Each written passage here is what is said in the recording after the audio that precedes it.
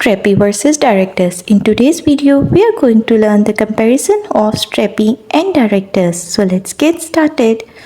So the first one is Strapi is an API-first headless CMS designed for flexibility and developer-focused projects, while Directus is a SQL-based CMS that provides a low-code admin panel for database management.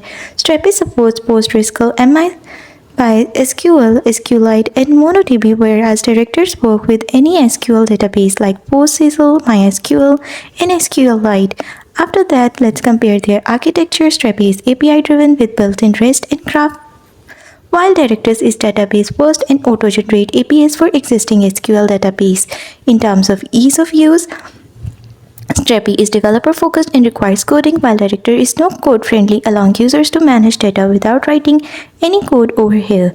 Another key difference is real-time features. Strapi does not have native real-time support, whereas Directus include WebSockets for real-time updates. Now let's talk about customization. Strapi offers plugin support and full API control, while Directus allow direct SQL-based queries and database modification. So if you need a flexible API-driven CMS for full customization, Strapi is a great choice. But if your project requires a no-code SQL-based CMS with real-time updates, then Directus is the better option.